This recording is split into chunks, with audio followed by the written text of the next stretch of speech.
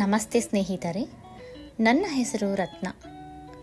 ನಾನು ನನ್ನ ಕಾಲೇಜು ದಿನಗಳಲ್ಲಿ ಸಂಗ್ರಹಿಸಿದ ಪುಸ್ತಕ ಸ್ವಾಮಿ ಜಗದಾತ್ಮಾನಂದರವರಿಂದ ರಚಿತವಾದ ಬದುಕಲು ಕಲಿಯಿರಿ.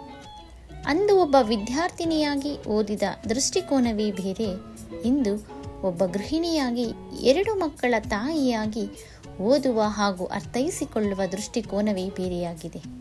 ಹಾಗೂ ಈ ಬಾರಿ ನಾನು ಓದುವಾಗ ರೆಕಾರ್ಡ್ ಮಾಡಿ ಸಹೃದಯಿ ಓದುಗರೊಂದಿಗೆ ಹಂಚಿಕೊಳ್ಳಬೇಕೆಂಬ ಆಸೆಯಿಂದ ಯೂಟ್ಯೂಬ್ ಪ್ಲಾಟ್ಫಾರ್ಮನ್ನು ಬಳಸಿಕೊಳ್ಳುತ್ತಿದ್ದೇನೆ. ಬದುಕಿಗೊಂದು ಹೊಸ ಆಯಾಮ ಹಾಗೂ ಹೊಸ ತಿರುವು ನೀಡುವಂತಹ ಶಕ್ತಿ ಇರುವ ಬದುಕಲು ಕಲಿಯಿರಿ ಪುಸ್ತಕ ನಿತ್ಯ ನಿರಂತರ. ಇದರ ಕೆಲವು ಆಯ್ದ ಭಾಗಗಳನ್ನು ನಿಮ್ಮ ಮುಂದೆ ಇಡಲು ಇಚ್ಛೆ ಪಡುತ್ತೇನೆ. ಪ್ರತಿಭೆಯ ಹಿಂದಿದೆ ಪರಿಶ್ರಮ. ಜಗತ್ತಿನ ಇತಿಹಾಸವನ್ನು ನೋಡಿ ಏನಾದರೂ ಮಹತ್ತನ್ನು ಸಾಧಿಸಿದವರೆಲ್ಲರೂ ಶ್ರಮಪಟ್ಟು ದುಡಿಯುತ್ತಿದ್ದರು, ತಮ್ಮ ಕೆಲಸದಲ್ಲೇ ಮಗ್ನರಾಗುತ್ತಿದ್ದರು. ಈ ದುಡಿಮೆ ಅವರಿಗೆ ಅದ್ಭುತವೆನಿಸುವ ಆನಂದ, ತೃಪ್ತಿ ತಂದಿತು, ಅಪಾರ ಶಕ್ತಿ, ಆತ್ಮವಿಶ್ವಾಸ ನೀಡಿತು. 2000ಕ್ಕೂ ಹೆಚ್ಚು ಹೊಸ ಯಂತ್ರಗಳನ್ನು ಸೃಷ್ಟಿಸಿ ಅಸಾಧಾರಣ ಪ್ರತಿಭಾಶಾಲಿ ಎನಿಸಿಕೊಂಡ ಥಾಮಸ್ ಆಲ್ವಾ ಎಡಿಸನ್ ಹೇಳಿದಂತೆ, ಆವಿಷ್ಕಾರಗಳು ಆಕಸ್ಮಿಕಗಳಲ್ಲ, ಅವು ನಿರಂತರ ಶ್ರಮಕ್ಕೆ ಒಲಿದ ವರಗಳು. ಪ್ರತಿಭೆಯಲ್ಲಿ ನಿಜವಾಗಿಯೂ ಸ್ಫೂರ್ತಿಯ ಪಾಲು ಒಂದಾದರೆ ಉಳಿದ 99 ಪಾಲು ಸತತ ಪರಿಶ್ರಮದ ಫಲ. ನಿಜವಾದ ಸಫಲತೆ ಮತ್ತು ಸತತ ಪರಿಶ್ರಮ ಇವು ಯಾವಾಗಲೂ ಒಡನಾಡಿಗಳು.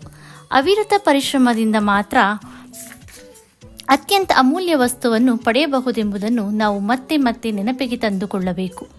ಹೌದು, ಶಬ್ದಕೋಶದಲ್ಲಿ ಮಾತ್ರ ಗೆಲುವು ಶ್ರಮಕ್ಕೆ ಮೊದಲೇ ಬರುತ್ತದೆ. ಒಂದು ಆದರ್ಶವನ್ನೋ ಗುರಿಯನ್ನೋ ಆರಿಸಿಕೊಳ್ಳಿ, ಅದನ್ನು ನಿಮ್ಮ ಬದುಕಿನ ಉಸಿರಾಗಿ ಮಾಡಿಕೊಳ್ಳಿ.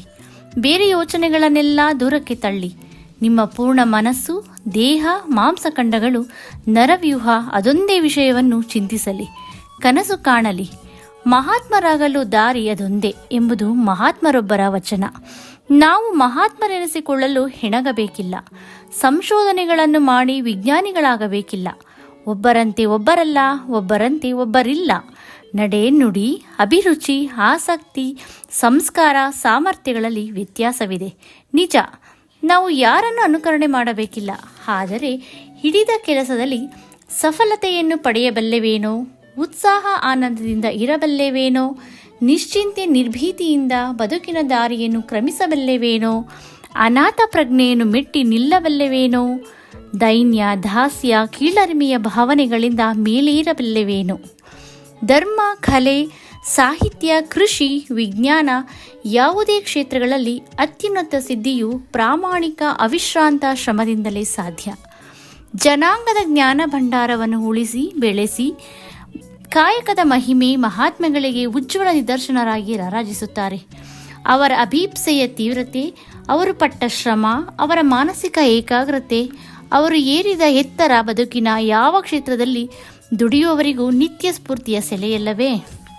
ನಾವು ಹಿಡಿದ ಕೆಲಸದಲ್ಲಿ ಸಫಲತೆಯನ್ನು ಪಡೆಯಬೇಕಾದರೆ ಉತ್ಸಾಹ ಆನಂದದಿಂದ ಅದನ್ನು ಮಾಡುತ್ತಾ ಹೋಗಬೇಕು, ಧೈರ್ಯದಿಂದ ಮುನ್ನಡೆಯುತ್ತಾ ಸಾಗಬೇಕು.